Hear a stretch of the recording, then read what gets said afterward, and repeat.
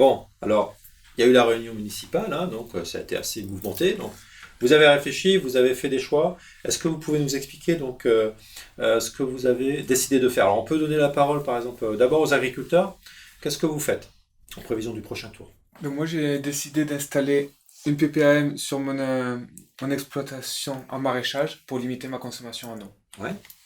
Donc Nicolas? moi, dans le même sens, j'ai décidé d'installer une culture d'olivier, d'amener les abricots, Mhm.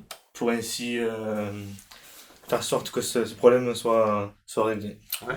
Quentin? Et j'ai décidé de mettre aussi une PPAM et une culture d'olivier pour limiter, pour amoindrir mes dépenses en eau aussi. Ouais.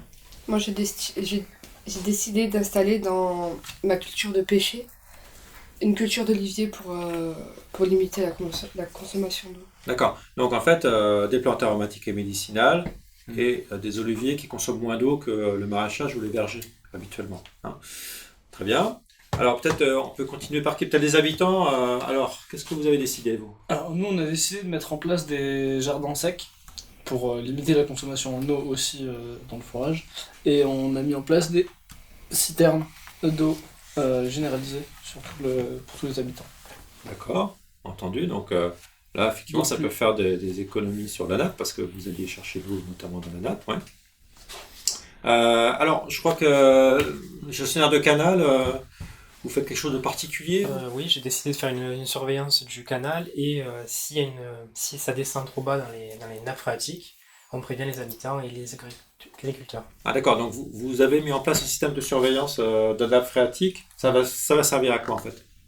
Mais si c'est vraiment trop bas, on prévient les agriculteurs pour qu'ils diminuent leur consommation en eau. D'accord. Vous êtes d'accord pour faire ça? Oui. Ouais, bien sûr. oui. Et ça permet de privilégier quoi? Alors, quel usage? Donc, les agriculteurs vont se restreindre. C'est pour l'eau potable? Ça va avantager les habitants surtout. Ouais. Oui, ça va permettre de favoriser l'eau potable pour les habitants. D'accord. Au niveau sinon de la réparation, enfin de l'imperméabilisation des canaux pour les fuites, vous continuez à faire quelque chose? Oui, ben, Ouais. d'ailleurs il me reste une fuite à imperméabiliser et après on fait tout notre possible, quoi. D'accord. Non. Et là, vous pensez que ça peut résoudre les problèmes que vous avez rencontrés, à la fois préserver l'eau de la nappe, préserver l'usage, donc l'eau potable prioritaire, et en même temps les pêcheurs? Vous avez pensé à eux? Ils vont toujours se plaindre, mais Alors, on va voir. Donc, on va faire le troisième tour. Hein. Alors, ce troisième tour, on va imaginer que l'été est sec. On va tester vos solutions. Et puis, on va voir le résultat que ça va donner.